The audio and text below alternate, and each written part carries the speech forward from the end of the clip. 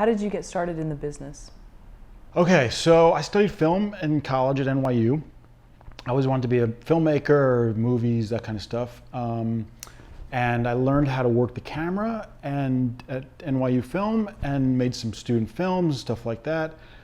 And then I switched paths at college and went to study something else and gave up film, regrettably. And after college, I went to Wall Street. And I was there for, I was working on Wall Street from about 95 till 2000. I was miserable. I just hated it. I really hated it. I wanted to make movies or write or do something creative. And I spoke to a good friend of mine named Michael Judge. Wonderful guy, really interesting guy, Michael with a Y, worth looking into. And I said, Michael, I'm miserable. I hate what I'm doing. I'm making money and so forth, but I really want to do something creative. I'm scared though, you know, I don't know what it is exactly that I want to do, but I'm afraid to let go of what I'm doing because I'm making money and so forth, and it's a clear path. But I'm really miserable. In fact, I had a girlfriend at the time, and I said, I just want to quit my job and just write, maybe make a movie.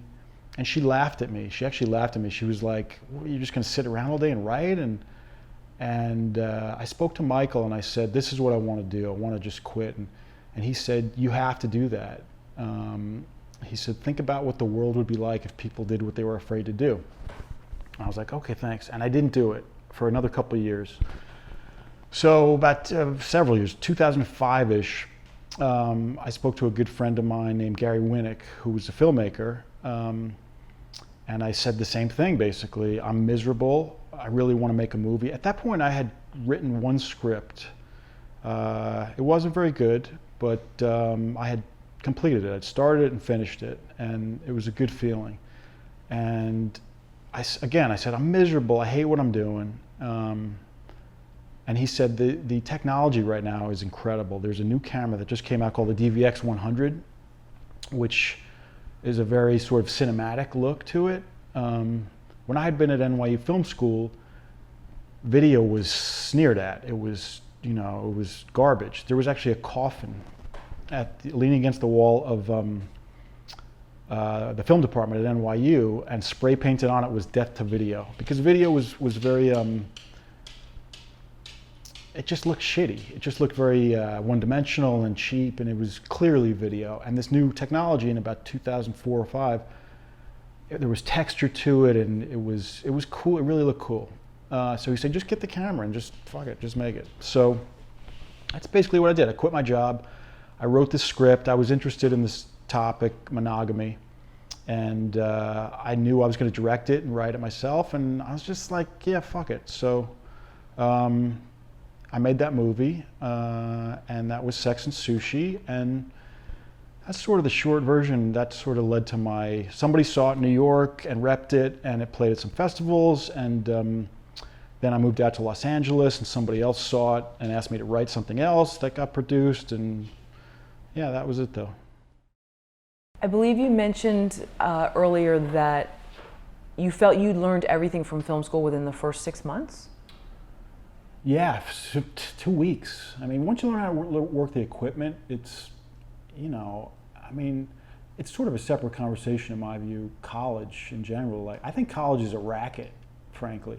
Unless you're going to be a doctor or whatever, where you really, you know, does the world need English literature majors and stuff like that to spend $100 grand? It's like, just spend $5 grand, you know, get books and stuff like that. So film school, I think, you know, is valuable to a certain degree, but for me, once I learned how to work the equipment, I don't need somebody telling me, you know, screenwriting theory and all that kind of shit. From my experiences, the best way to learn how to make movies is to A, do them, and B, watch them, and, you know, listen to DVD commentary. Mm-hmm. Thank you, yeah. So yeah, once I learned how to work the camera, it was kind of like, okay, I get it, let's move on.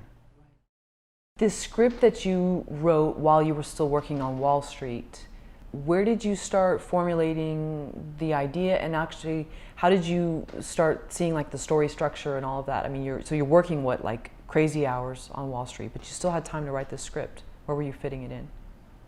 I just made time. I mean, you can make time to do something like, particularly something like that, where it's, you know, it's not really laborious. It's not. It's fun. So, you know, your impression of Wall Street may be, it's not off base, but there's time to do it. Believe me, those guys have plenty of time to party and drive Ferraris and shit. So there's time to write a script. And I don't remember how long that process took, but it was just sort of, I don't even remember. I remember the script, but I don't remember how the idea came to be. It was just an idea, and I was like, let me try to write it. I think I probably read some scripts, and I knew I wasn't going to try to sell it or anything, or even make it. It was just sort of an exercise.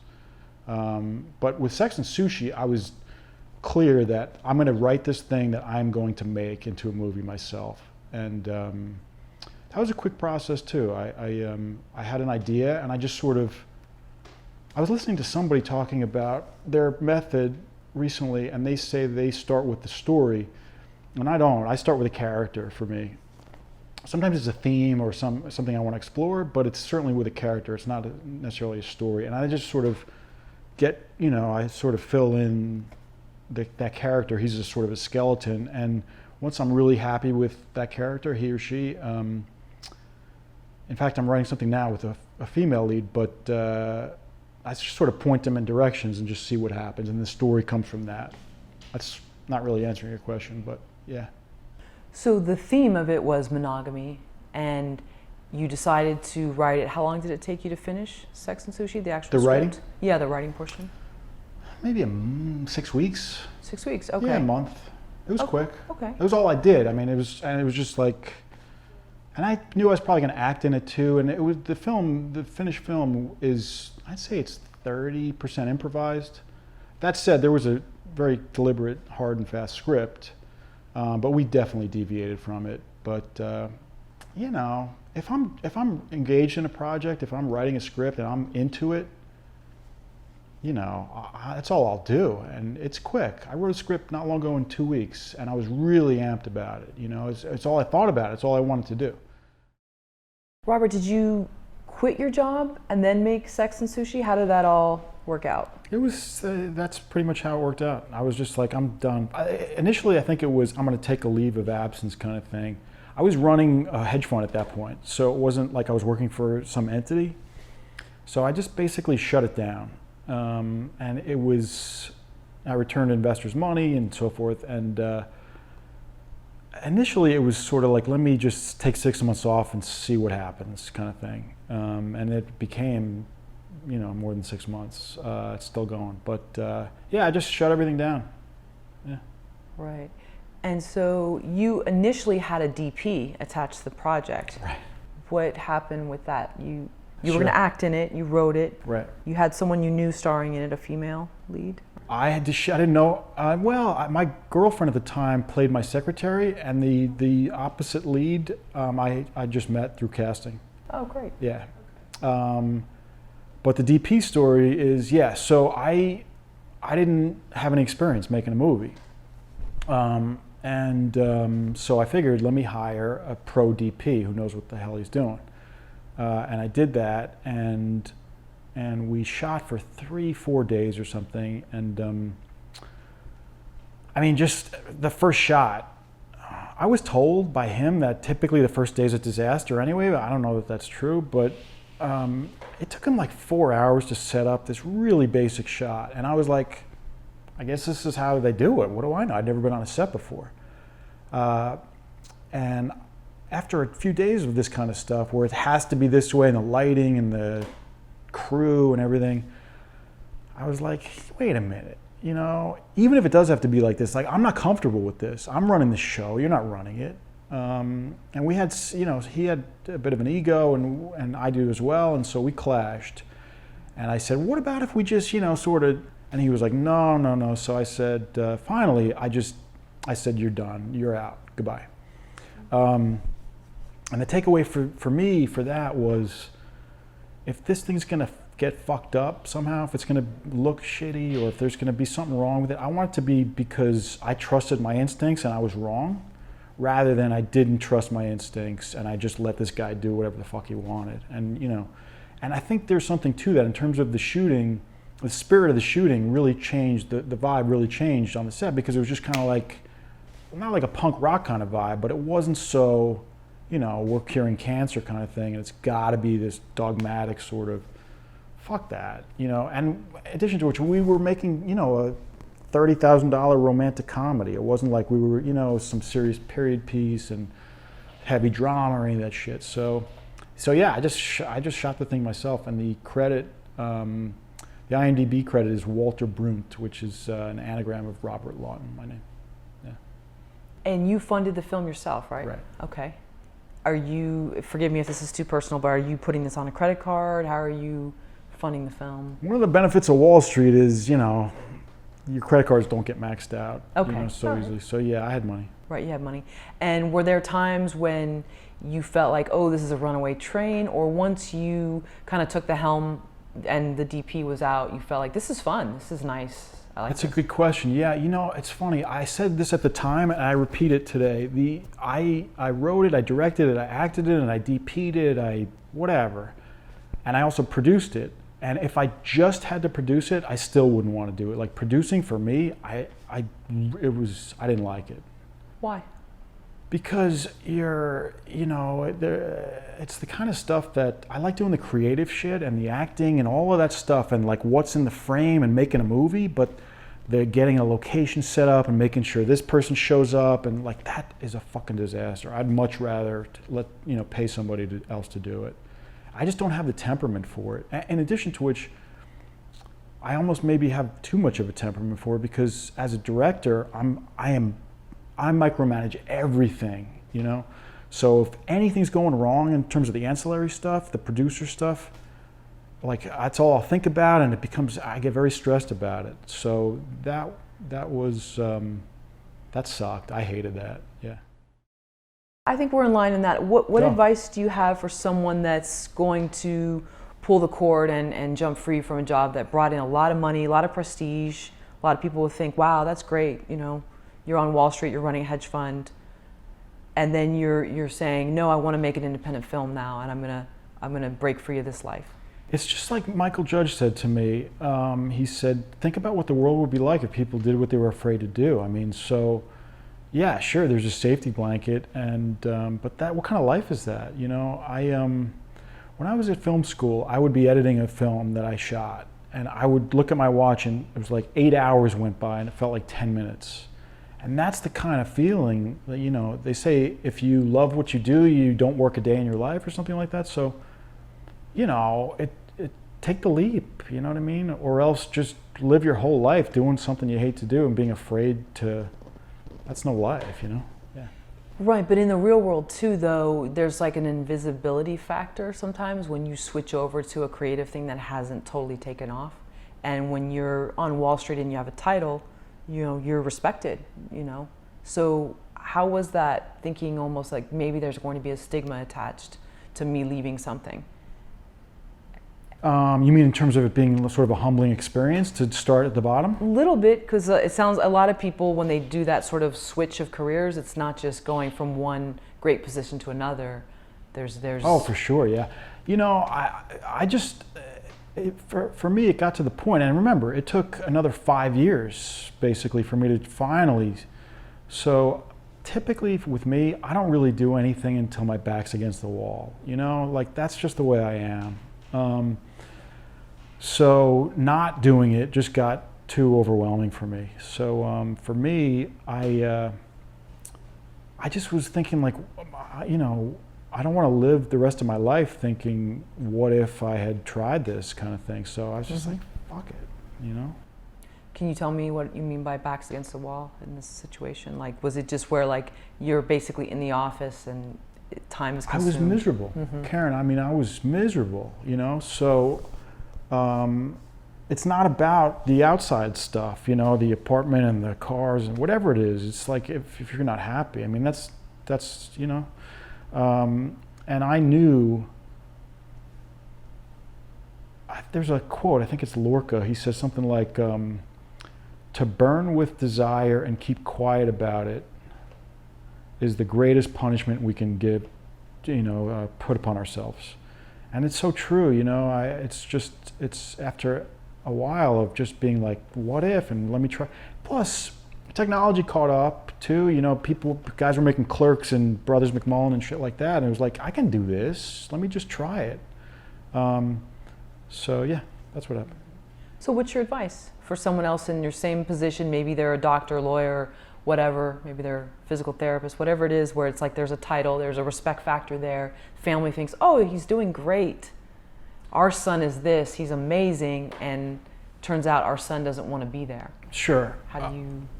I think it shouldn't be for, our son doesn't want to be there. I think it should be the son itself saying to himself, I don't want to be here.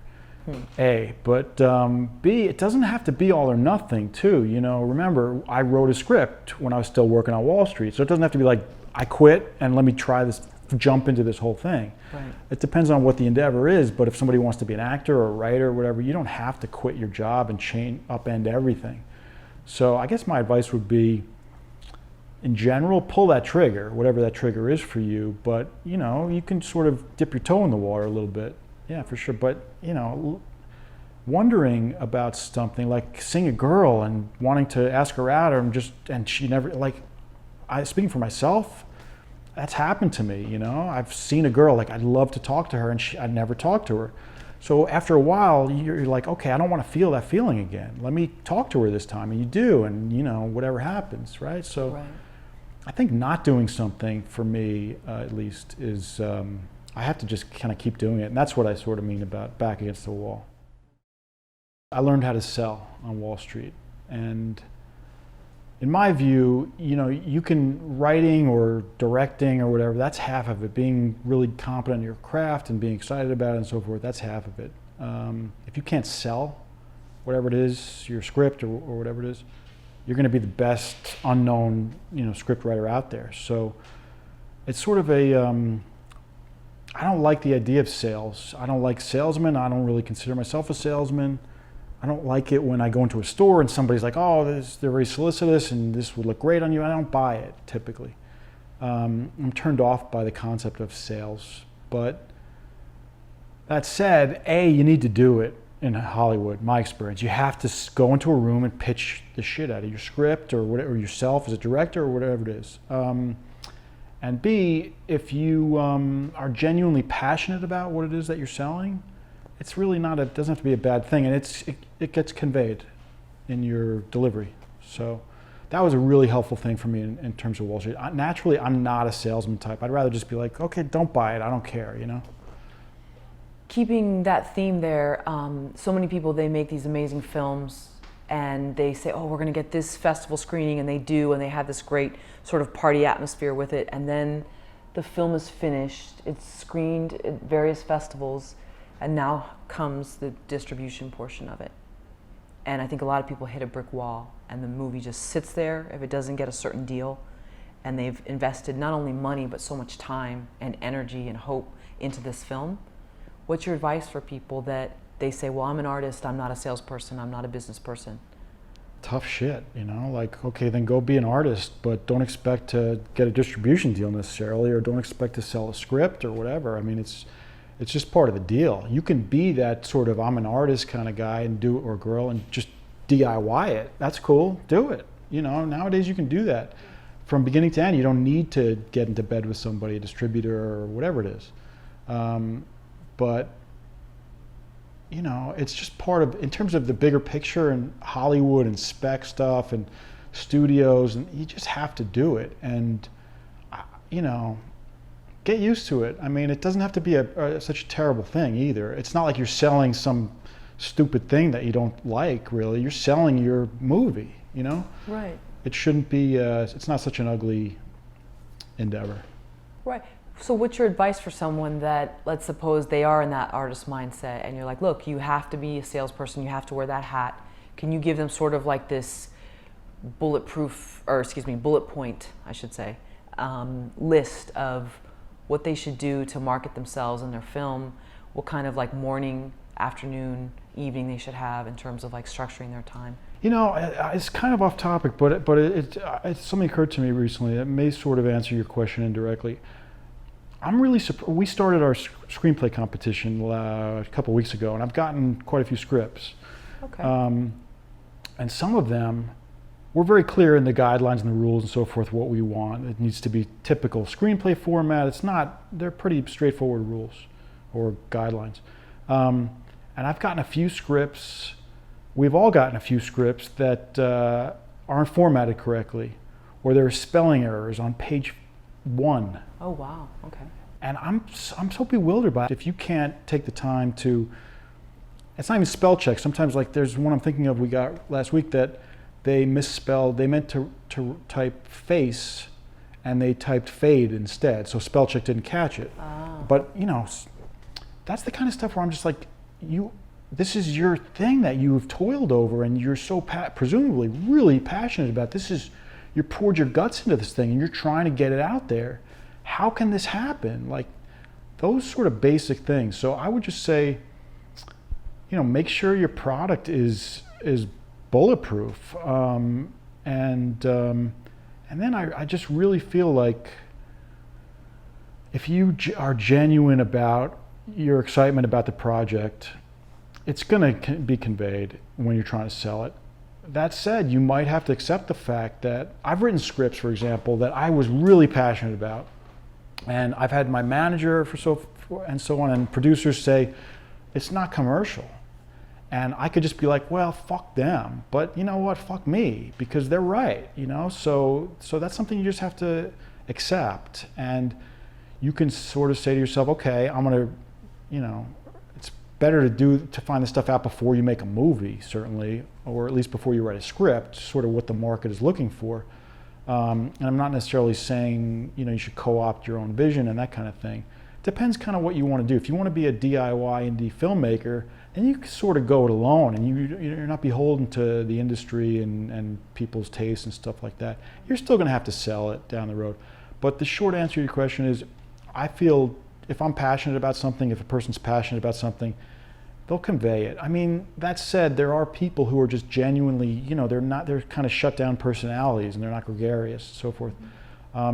So then I guess my advice would be, you know, link up with someone who wants to be on board with you and can be your sort of point man or woman and deal with that kind of stuff. And sometimes it can be a sales agent, but typically I think it should just be somebody who's on board, part of the crew. Yeah. Crowdsource Studios, first off, why did you begin it? Was there like a catalyst? Did something happen? Sure, yeah, good question. So briefly, I think I had gotten turned down for something I had written. I don't remember exactly what the specific catalyst was on my end, but something made me start digging how many spec scripts are written every year. And I had always heard like there are like 100,000 spec scripts written a year. And I started thinking, what happens to those scripts? You know, that was sort of the genesis of it. And I did some research, and it's true. There are at least 100,000 spec scripts written every single year, which is an enormous number. And granted, probably 90% of them are garbage, but there's still a lot. And last year, 62 were optioned or sold out of at least 100,000. That's not an efficient system to me. I don't believe that I'm certain there were scripts that will never see the light of day that are just as worthy of being produced, being purchased, whatever it is. I started thinking about that. What's a better way to, or what's an alternative or additional way to get, you know, put some light on these scripts? And what about the guy or the girl who doesn't have a rep? And you know, I have a manager, so like, and to be a spec screenwriter now, and to be unrepped, you have to basically send out a bunch of query letters begging managers to read your script. Like, please, will you read? And 99% of the time, you don't even get a response, much less a no, a polite no. So I used to always be interested. I would wonder, like, is there another Bob Dylan out there somewhere who's just like the world will never know about him because or her or whatever, because because of luck, really. You know the story of Prisoners? You know that movie with Hugh Jackman and what's his name? You know that movie with Jake Gyllenhaal? Oh, it's a great movie. You should see it. The way that movie came to be, the writer, Aaron, I forget his last name, was working like in a mailroom somewhere in Albany or whatever, and he wrote a bunch of query letters to managers, literal letters, not emails, sent out. Oh, wow. Actual letters. And one of them found its way onto, I think it was Adam Kohlbrenner at Madhouse Entertainment's desk, and he just happened to notice it. The return, I think maybe he was living in Brooklyn or something, and something about his last name or the fact that he had actually written a letter sort of caught his attention. So he opened it, and the guy said, I'm a screenwriter, can I send you a sample of some of my stuff or whatever? So Kohlbrenner was like, sure. I think it was Kohlbrenner. Said, sure, send me some of your stuff. So this kid, Aaron, sent him a script. I think it was one or two scripts that he had written. And Kohlbrenner said, yeah, you've got something, but I don't really like these scripts. What else do you have? So they ended up developing it. It took years, and thank God. And just think about the sort of coalescence of luck that happened. And now that wonderful movie came to be just because Kohlbrenner happened to notice this thing, and that's terrible that it should take such a stroke of luck for that. There should be a better system, in my view, for scripts to get through the gatekeepers or to the gatekeepers and sort of get a fair shot, right? So I started thinking, what's a better way to do that? And that's kind of the short answer, medium. That's the long answer to how we started it. So you're being turned down for one of your spec scripts. I remembered I had written a spec script. That thing I wrote in 2 weeks. It was a biopic, and I was really amped about it. And my manager was like, "It's not commercial. It's not going to sell." And I sent it to these producers, and they were like, at the end of the day, they said no. And so I started thinking, it's just going to sit on a hard drive somewhere, and that sucks, And forget me, what about all these other guys that don't have producers and managers to send their scripts to? There've got to be some worthy scripts out there. And it always bugged me that just the system of, query letters, and it's a shitty system. It's not efficient at the end of the day. So yeah, I just started thinking of an alternative. Well, let's talk about how Crowdsource Studios will work. Yeah. What's your plan for it? Is there a website, by the way? There is, crowdsourcestudios.com. Oh, okay, great. And then how do people submit their work? Sure. So I'll give you sort of the broad strokes on what it is we do, because it's not just screenplays. It's not just writing. Briefly, okay, so we say to screenwriters, we have a script competition. Send us your best low-budget spec scripts. And by low budget, I mean, think, Blue Ruin, Blood Simple, It Follows, any genre. Send us your best low-budget spec scripts. If you're not repped, we don't care. All the better. If you don't live in LA, we don't care. Oh, great. Okay. All that, yeah. So just send us your best stuff. And we, meaning Crowdsource Studios, in the screenplay competition, it's going to be me and other professional screenwriters are going to judge. We're the judges, essentially. We're the judges for the finalists. We will pick 5 finalists based on story, parts for actors, budget, commercial viability, stuff like that. And we will choose 5 finalists. Each finalist has a dedicated page on our website with their bio, including their social networking handle and stuff like that. Bit of info about their script, the title, the genre, the log line, and most importantly, a video. They're going to upload a video under 5 minutes of them, the writer, pitching their script. Just like they're going to have to do in a Hollywood room. They have to pitch it. And they shoot the video themselves? Yeah. Okay. It can be on your computer or whatever, just any sort of, yep, absolutely.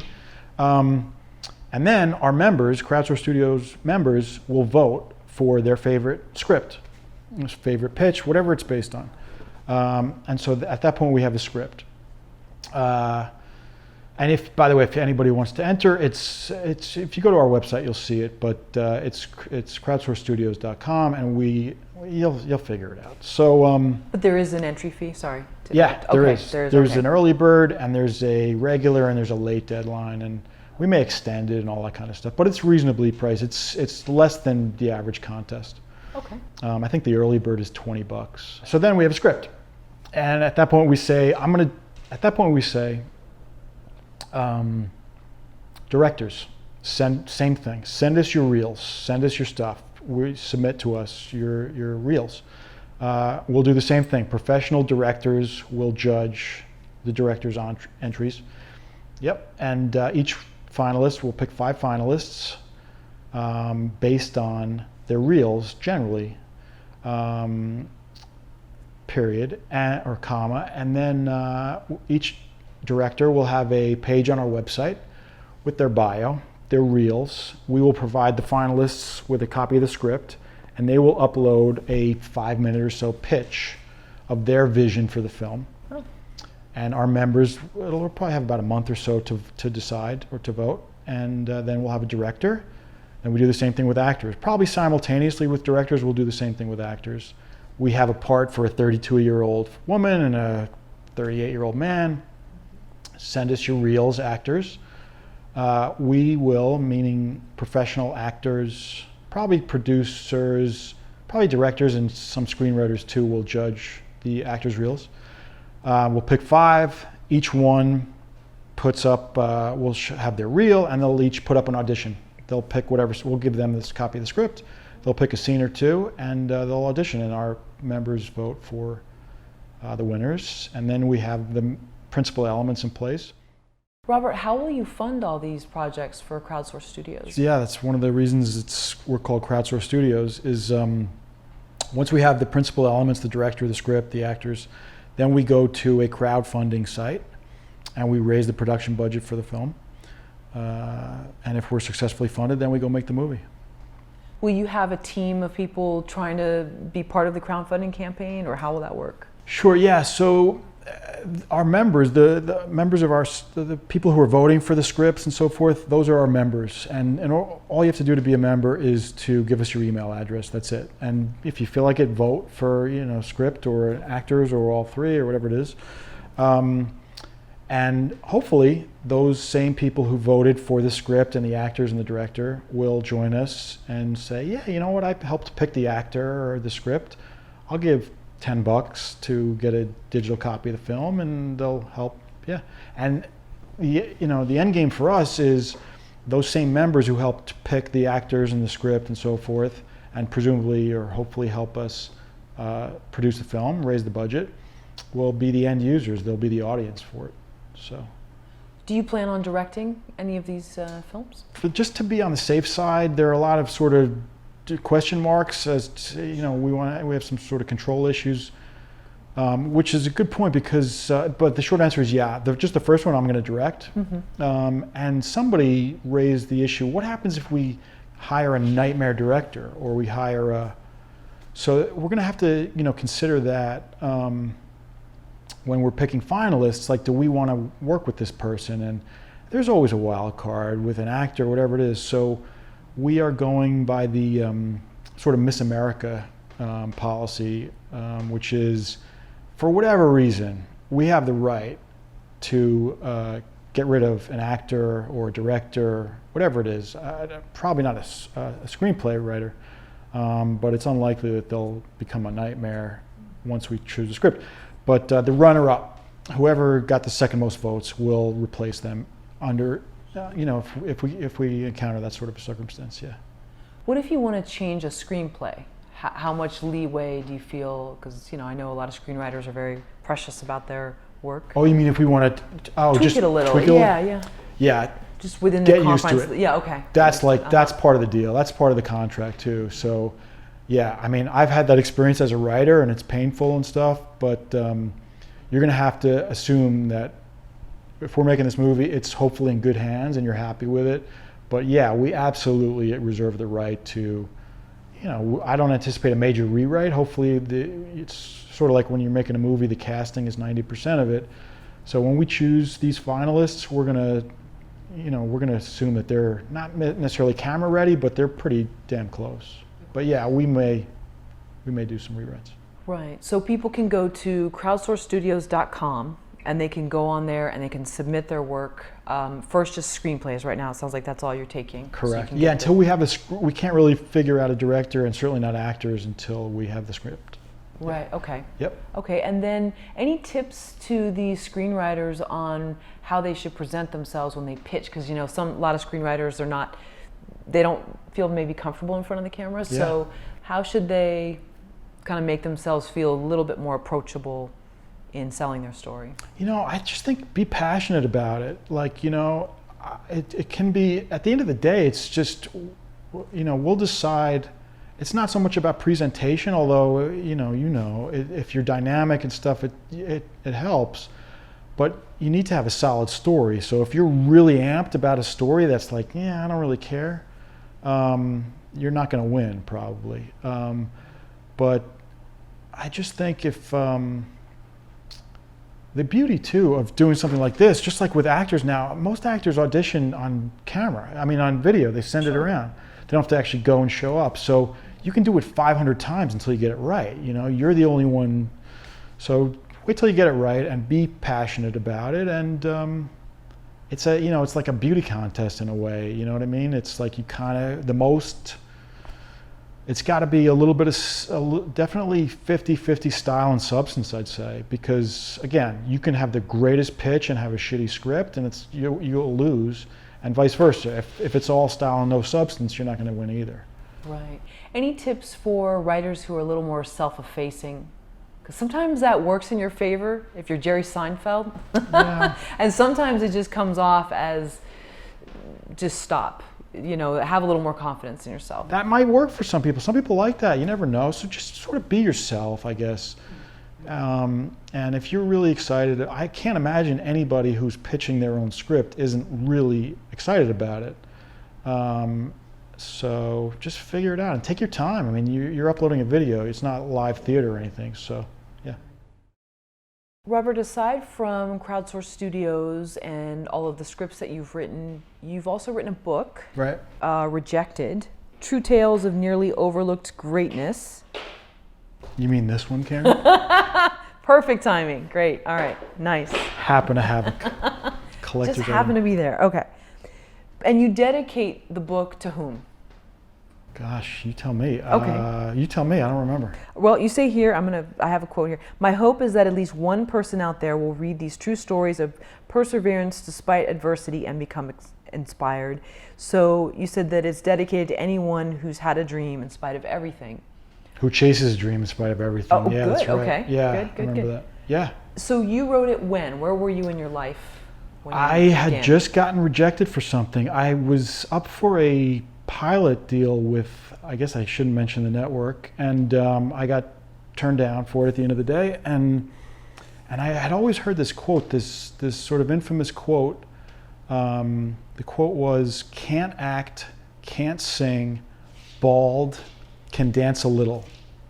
And that was infamously said by the head of RKO Casting in 1933, I think, about an unknown Fred Astaire who had just auditioned for him. And it's such a great story, and I started thinking about that. Gatekeepers and tastemakers, and they're not always right.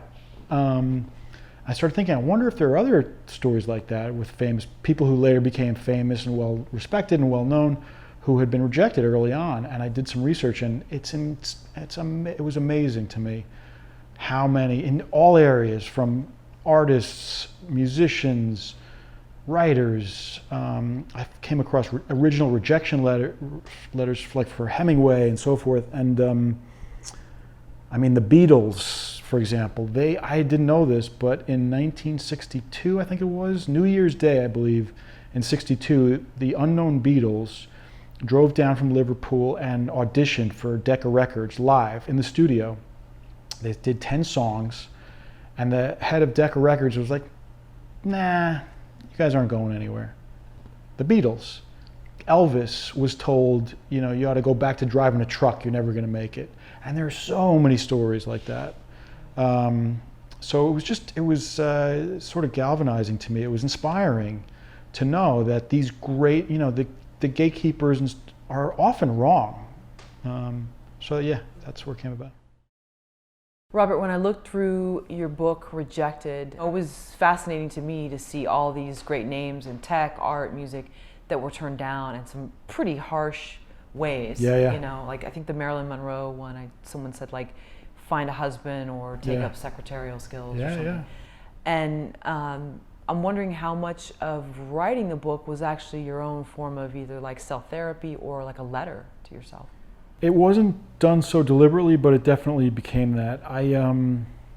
It was just comforting for me to see that, look, everything I've written or made isn't great, and sometimes, it's right not to get purchased or whatever.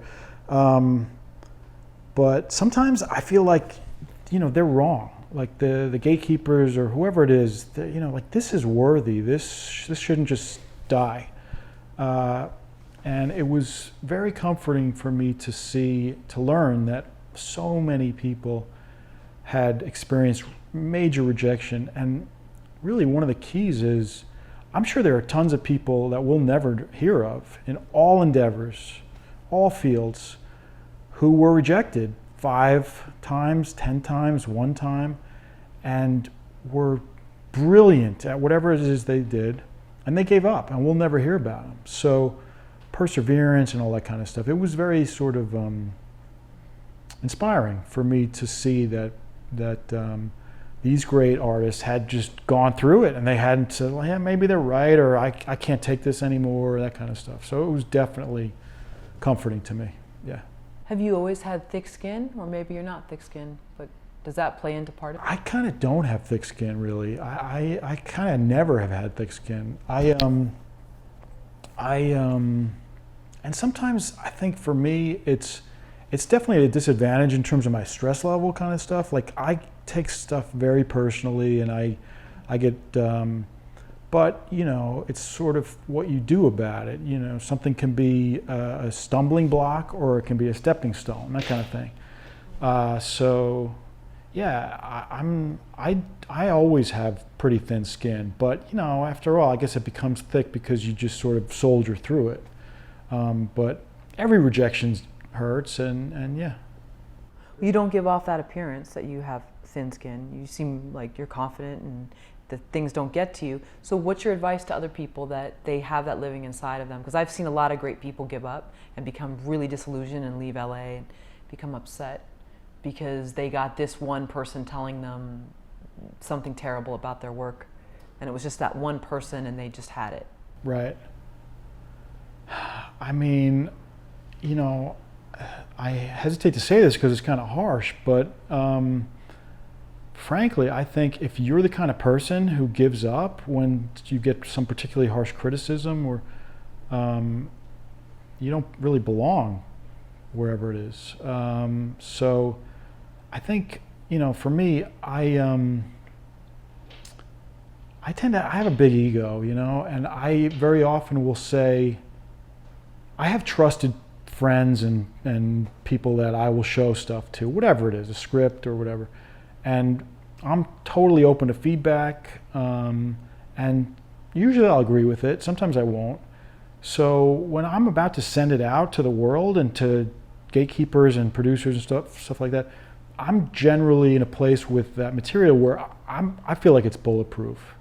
So really nothing's going to get me off my game where I think, yeah, maybe they're right. Maybe I should just, I'm not supposed to be doing this.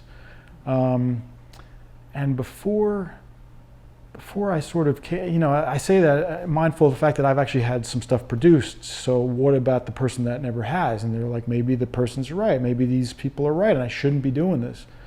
To that, I would say, if you have this passion inside you, like I need to write a book or write a script or make a movie or whatever, just do it yourself on a very small scale, and then you don't have to worry about sort of the tastemakers and things like that. Yeah. Did Wall Street strengthen your thin skin? You think being on Wall Street? Maybe. I mean, because a lot of Wall Street's dealing with strangers, and people are rude and hang up on you, and and that kind of stuff. In business, it's cutthroat for sure down there. But I think just as a function of getting older, you know, after being alive for a certain amount of time, you deal with all this kind of stuff, and it either strengthens you or it squashes you, and you know, you're that kind of person or you're not. I just believe that if somebody has this thing that they need to do, they're going to do it. And it doesn't matter if there are 10,000 people saying no. It's either going to spur them on to continue, and you just put their nose down, you know, head down, and or they're going to just crumble and they're going to say, okay, and that's not the kind of people we need making stuff. Like, so let them go back to wherever and be a plumber. That's life, you know, tough. Right. Can you get squashed and then reset? I think you have to kind of get squashed. It's just a question of how you deal with it. I don't know of it. There probably are examples of famous whatevers who just got lucky and right out of the gate they come this way, you know, like you're a star. But it's very unusual. I think it's an important part. You know, we talked a little bit about this before, but going through, there's an old saying, I almost don't want to say it because I'm using it in a script, but I'll say it. Nah, I'm not gonna say it. All right, so yeah, I think you need to sort of get tossed around a little bit to strengthen your resolve and to, you know, see what you're made of, kind of thing. And I think it helps your art, helps all that kind of stuff. If you have it easy, you know, if you just like boom, I don't know, I think your art suffers for it. I think it's important to sort of go through some tribulations. Yeah. Robert, what's your advice for a first-time writer-director? For first-time writer-director, you mean both or separately? I think both. Like, you know, somebody that's either in a career that's flourishing, as you were in, right, or even something that's... All right, it's a simple answer. Don't take it all so seriously, number one. For first-time when you're writing for writers, I would say think about actors when you're writing. It's really important. If you want to be a spec writer and sell scripts, William Goldman said it better than I ever could. Stars get movies made. So think about actors, even if you're not going to be a big spec writer. Yeah, think about actors when you're writing, and just don't take it all so seriously as a director. So Sex and Sushi, right, $30,000 film. You made it once you left Wall Street. You felt like it was a great experience. Sounds yeah, like for you. You did another film, and I believe it was called Crave. Right. Okay. I didn't do it. I wrote it. You wrote it, yep, and someone else directed it. Correct. Okay. How did all that happen? Because you had the success with Sex and Sushi. Mm-hmm. So Sex and Sushi wasn't a great success, but it got me noticed. Sure. And it got me noticed by this guy who was a producer who wanted to direct his first feature. And he said, I like that. What else do you have? So I said, I have this idea. I just sort of pitched him an idea I had. And he said, I like that. Go write that. So I did. And wrote a couple drafts of it, and we sort of didn't see eye to eye. And he eventually said, I just want to buy the script from you and rewrite it and go make the movie. And it was amicable, and that's what he did. And I still haven't seen the movie, to tell you the truth. But they made the movie, and the trailer looks awesome, by the way. Yeah. I like cool. it. Yeah, right on. God bless him. He's a talented guy. The guy who made the movie and rewrote it, he's a very talented guy and visually, but I read the shooting draft and it wasn't for me. And I remember I was having lunch with these two great guys, Charlie Brill and Jack Burns, not far from here. And I was complaining. I said, I am miserable. I sold this script and they changed the title. They're adding characters. I was lamenting what was going on, and I was really unhappy. I was thinking about taking my name off of it and so forth. Yep, and Charlie said to me, you're a pro screenwriter now. You need to learn this sentence and just say it all the time. Sounds good to me. So if the studio says, we want to take your lead actor and make it a 12-year-old Eskimo girl, sounds good to me. And that was good advice. I needed to hear that. B, another friend of mine said to me, you sold a script. you know, so you should really be happy about it. They're making it, so just, you know, shut up, be happy. Most people don't. Yeah, that was good advice. So how important was that for you to hear that at that time, and how have you carried that with you? Is that something that you still say, do you rein yourself back in when like you start getting too close to the material and somebody wants to change something? It depends. I mean, if somebody's writing a check and they're paying me, like, sounds good to me. That's easy. Okay. But if it's a spec script and somebody wants to rewrite it and stuff like that, I'm very, typically I'm like, yeah, I'll consider it. If it's a good idea, I'll do it. Mm-hmm. But I'm all business on my own stuff, and I'm all business in a different way on your, if you're paying me to do something, whatever you want, I'm here to serve you. Yeah. So your advice to, I mean, I understand a younger screenwriter or somebody just right out the gate that's like, oh, but I've written this and this is so amazing and they can't change this character and this and that. And aside from the sounds good to me, which is a perfect phrase, how do you teach them to let go of all that? That's a good problem to have, you know. That's what I had to learn. Like, keep it in perspective. People would kill to have that problem. So, you know, if somebody's paying you, they own it. It's their material now. And sure, you're beholden to it in a certain way, and, you know, you have to stick to your guns. But, you know, if it comes down to your vision or theirs, you're going to lose, and you should. In the trailer that I watched for Crave, Ron Perlman's character quoted like this old Cherokee saying. Yeah. And it was interesting, and it just said sort of like, you know, we all have like two wolves inside of us. There's a good wolf and a bad wolf.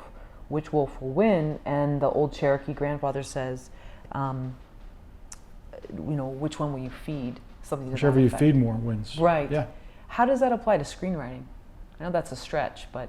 I think it applies to living, you know. It's like if you feed the bad side of you, that's going to win. If I focus on what's wrong with whatever my day is, I'm going to have a bad day. If I focus on what's right with it, I'll have a good day. If I focus on the problem increases. And if I focus on the solution increases. It's true with everything, not just screenwriting. Mm-hmm. Are you able to turn off the problem that much? And it's interesting. It's just kind of like, there's a saying, you know, the mind is like a magnifying glass. It depends on where you sort of aim it. If you aim on the problem, it's going to grow. And if you aim on the solution, same thing. So, Robert, going back to, was it 2005? So when you made Sex and Sushi, right. You also acted. Right. You were one of the main characters? Yeah. Okay. Yeah. How was that for you as a non-actor, or maybe you had some prior experience? I didn't have any experience, but again, we were making a sort of a light comedy, so it wasn't like a heavy drama kind of thing. And I knew it would be improvised. So to me, it wasn't a big deal. I don't think acting is such a big deal necessarily. I just think it's sort of the same kind of philosophy, like don't take it all so seriously. My girlfriend at the time, I gave her a 2-minute acting lesson. It was, don't be afraid, don't be scared. If somebody's nervous, it conveys. It's so either wooden and stiff, and that's such a turn off. To be yourself, just be yourself. I know you're playing a character, but just whatever, you're inhabiting that character, so just be yourself. And 3, listen, just listen. And it's, you know, it's not this, it's, you know, it's not a big deal acting to me, and particularly in something like that. I don't see the point of taking it too seriously. What do you think about showing actors the dailies or just a couple screenshots? Oh yeah, as I just said, it's, you know, it's a mistake. I mean, I had an actress who I showed, regrettably, I showed the dailies to, and I was told never show the leads dailies. I don't know if that's a common thing, but after I did so, she was so conscious of how she looked, and it became, you know, it was a big mistake. So I don't recommend it. Yeah. Mm-hmm. I don't know. Everybody's different, though. I mean, like, for me, again, it's not such a big deal, and sort of it's like it can be loose and that kind of stuff. And some actors are just, you know, I think that goes back to the casting. I didn't know any better, but by the way, she's not in the finished film, so I'm not throwing anybody under the bus who's in the movie. Yeah, I mean, period. Did you watch yourself? Because you then became the DP. How was that for you? Did you start feeling self-conscious, or did it actually free you up? It totally freed me up. It was just like, yeah, it's like, because you can tell when someone's uncomfortable, it's so clear. So, you know, it's... How did it free you up? Why? Just because it was like I could see when I was uncomfortable, and I could see when I wasn't, when I was comfortable, and you know, it's pretty conspicuous when you're looking at it. Mm-hmm. So, But going back, with some other, if you become a director again on another project, right, you will never show. I think it goes back into the casting. You mean in terms of directing actors? Or just showing an actor what they look like on screen before the film is finished.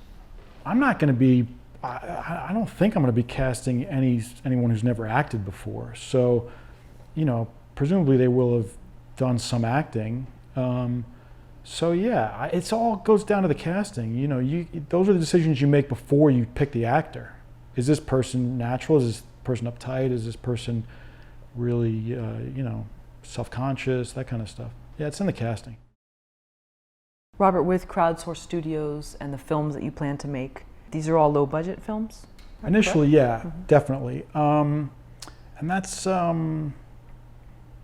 don't think that's a bad thing. I typically, it used to be when you thought low budget, you thought crude and cheap and not crude, you know what I mean, just amateur.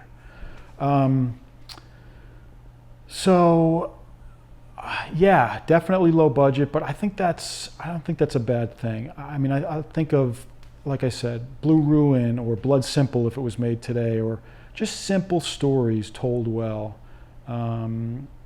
And there, you know, it's from a financial standpoint too. I mean, the highest grossing film in terms of return on investment is Paranormal Activity. That was an $11,000 movie that's returned $200 million.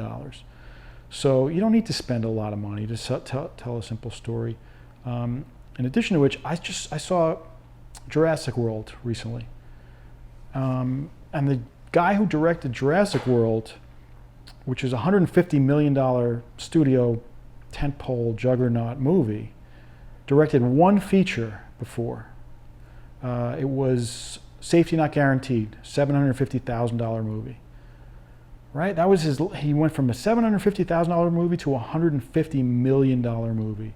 So yeah, you can totally prove yourself in a little movie. Absolutely, yeah. Robert, for the writers that submit their scripts to Crowdsource Studios, what's in it for them? The competition? Mm-hmm, yeah. Same thing as it's for directors and actors and so forth. It's exposure. Just like most screenplay competitions, they say we're gonna, but what we do differently are two things. One is we're gonna probably make the movie. You know, if you win this script competition, we're gonna make your movie. A. B, we are giving gross points to the writers, the actors, and the director.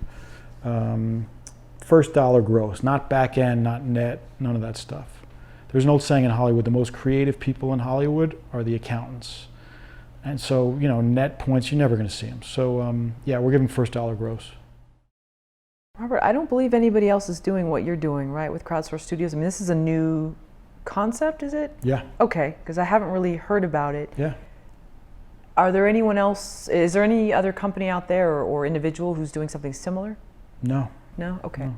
There have been failures in the larger space, like Kevin Spacey had Trigger Street Labs, I think it was called, and Forrest Whitaker had Junto Box, it was called, and they're both gone. In my view, because of a couple of basic things. They keep it simple, I think, is an important rule. Just really keep it simple. Don't complicate it. And we try to do that, and I think we accomplished that.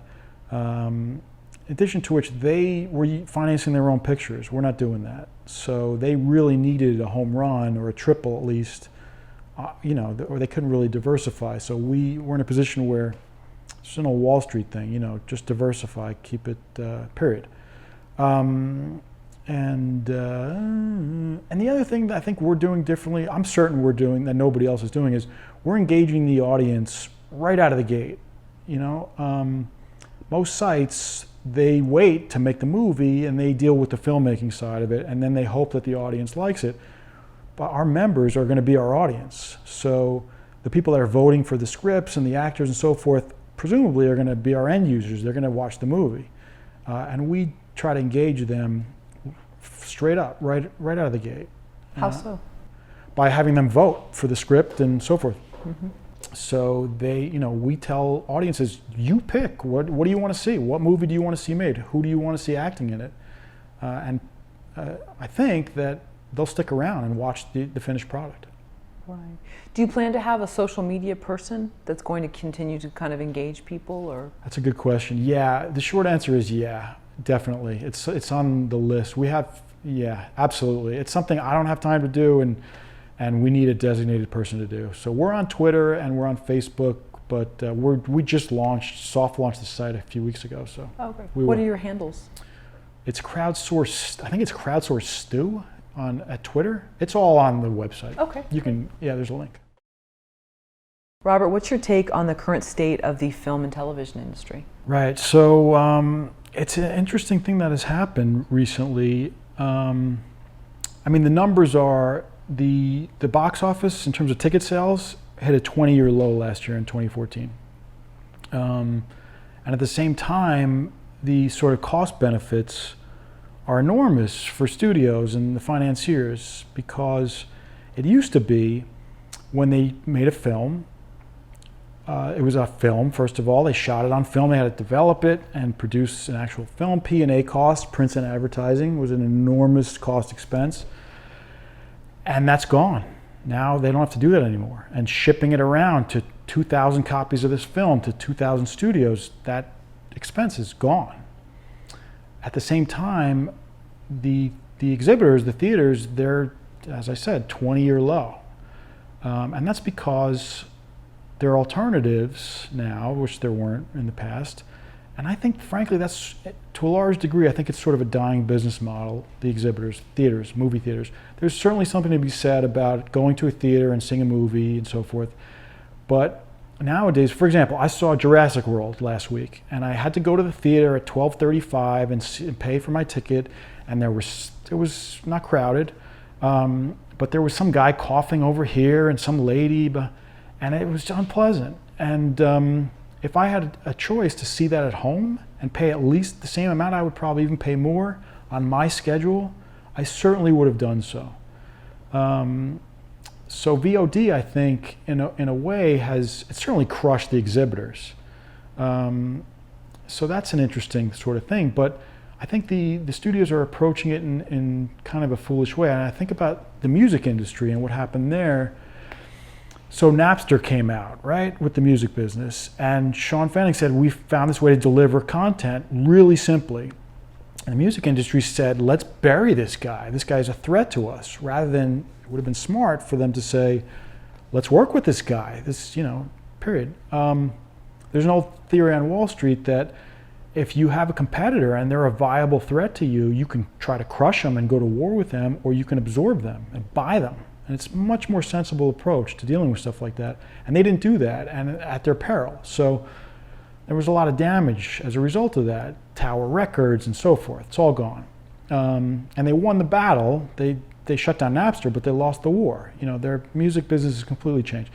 So I think the studios need to sort of embrace that a little bit better than they're doing now. And in terms of exhibitors, these big chains and so forth, I just think about it this way. If there's a family of 4 people that they want to go see a movie, first of all, to schedule it and to hire a babysitter and to pay for gas and pay for 4 separate admission tickets and so forth, if they have a choice to do that versus see it at home on VOD, that's an easy decision.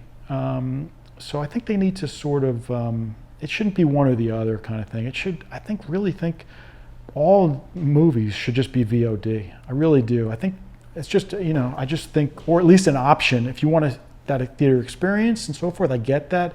Seeing San Andreas on the big screen, give them the option, but it shouldn't be one or the other, in my view. Because there's a theater near us, which I actually didn't like to go to, and now they've changed it over. Right. And now they have this reclining seats with drink holders. No one kicks your seat behind you because they're too far. Right. You can choose your seat ahead of time. Right. And I'm thinking, you know, it's actually worth it for me. Before I was like, for many years, I don't really want to go there. Right. It's all these loud people and they're kind of rude and stuff. Now I actually don't mind going there. Actually, it's an enjoyable experience. Now I'm not going to see every film there. It's not worth it to me. But don't you think that there's, like you said, there's certain, it's a magical sort of ethereal experience to be in this like silent theater with a bunch of strangers and see an emotional scene.